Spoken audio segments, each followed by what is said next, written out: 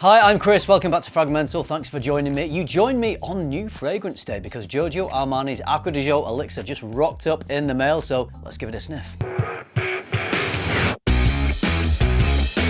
So the way this video is going to work is I'm going to give you my very first initial impressions on Acqua di Gio Elixir, and then I've got a little weekend in London planned, so I'll be wearing this in a few different scenarios, different situations, different times of day, and then I'm going to come back and update this video with some longer term thoughts after giving it a few wears. My go-to fragrance of this line is Acqua di Gio Parfum. All versions are really nice. I think it's the best version of the DNA. I think it's a great mysterious fragrance with the incense in. It's a great versatile scent. You could wear it all year round. I can wear it on a summer's evening. I love the smell of it. The big question is whether the new Elixir can make me love this just as much as I love the Parfum. I have already made a little short video on this where I unboxed it and gave it a first spray, but I'm going to respray on my hand and let you know what I think. When I smell this, I love it. It smells like an Acqua di Gio fragrance, unmistakable Acqua di Gio DNA. Right from the first smell, I think this is a really good fragrance because it has a depth to it, it has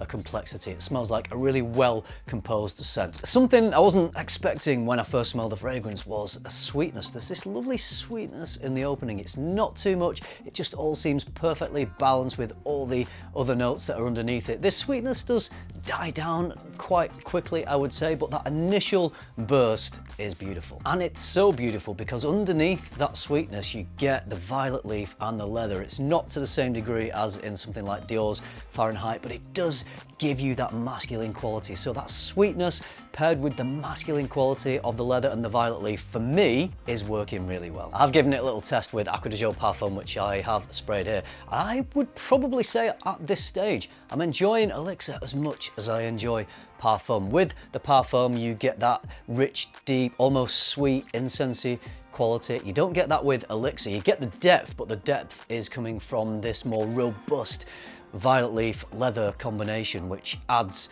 even more attitude, I would say, than the Parfum. Off this first spray, I just think that these notes work really well in the Acqua di Gio DNA because it's got the clean freshness, it's got some complexity, but it's got a really great masculine quality. So it is an Acqua di Gio flanker, absolutely, but the leather and the violet leaf in there are doing something a little bit different. So it's a slightly tweaked flanker. I wouldn't say that it's a massive game changer. I wouldn't say that it is out there as easily the best fragrance in the Acqua di Gio line at all, because at this stage I think I equally enjoy the Parfum just as much, but it is different to the Parfum. Do I think it's different enough to have both? Maybe not. I think what it's going to come down to is what your preference is. What I'm going to do is go away on my weekend to London. I'll be on a train, then I'll be going into a hotel, and then I'll be going out for a bit of a date night. And then the following day, we're down in London to watch my daughter in a big swimming competition at the London Olympic swimming pool. So I will be wearing it in a swimming pool environment as well. So it's an aquatic fragrance. It does have a really nice watery quality. So I think it's going to work really well in that situation. And it's not a fragrance that's going to annoy anyone in that sort of extra humidity and that closeness that you get being a spectator in a crowded swimming pool. So testing is about to occur at different times of day, different situations, and then at the end of the weekend I will come back and just give you a couple of final thoughts on this. So let's go to London. I can confirm it is very train friendly. I can smell it. It's been on a couple of hours now, projecting nicely, but I'm not worried about it being obnoxious, too strong for anyone around me. What do you think? Yeah, nice. The lady sitting next to me says it's nice. I do YouTube. It's a YouTube channel on fragrances. Yeah. Nice to meet you.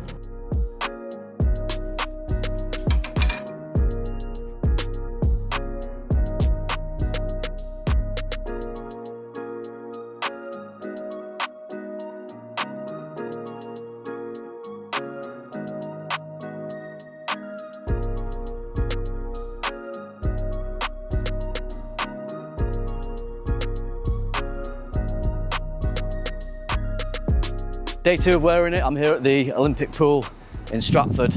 Now we're going to see how it performs in the humidity of the swimming pool and see if those watery notes really come into their own.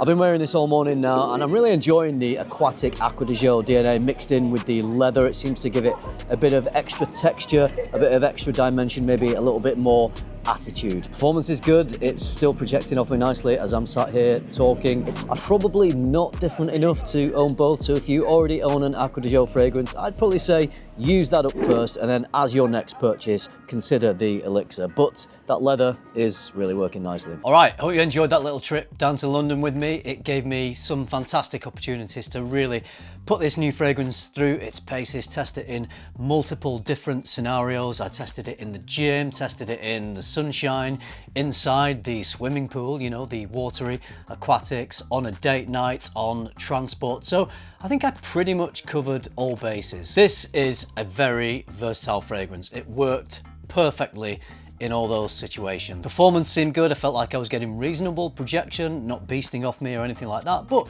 you know, moderate projection. Longevity also seemed great. I was wearing it for 7 to 8 hours and I was still getting wafts of it all through that time. So good performance, good versatility.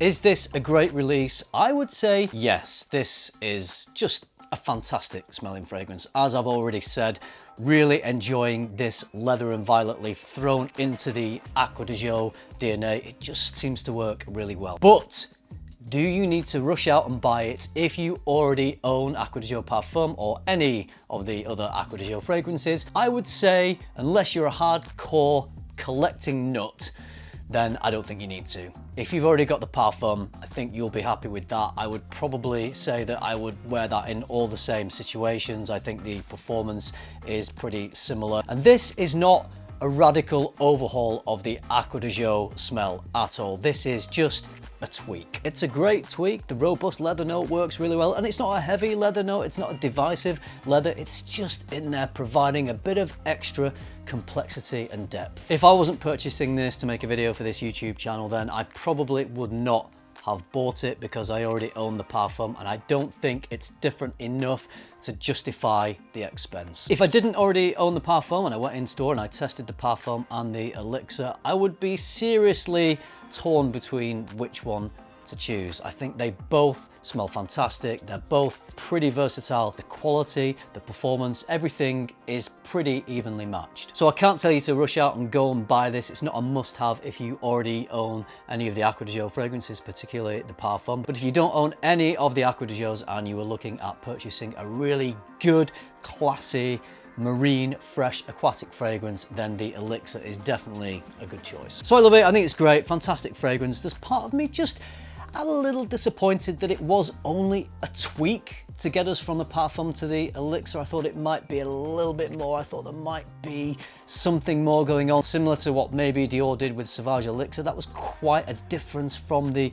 original Sauvage smell. This is not the same sort of difference. Perhaps it could have been a little spicier, darker, a bit more complex, something that was just a little bit further away from the Acqua di Gio DNA. But as it stands, it is a lovely smell. It's a fantastic fragrance. It's not the creative departure that they could have taken with an Elixir, but at the end of the day, what's an Elixir? It means nothing. It's just a name.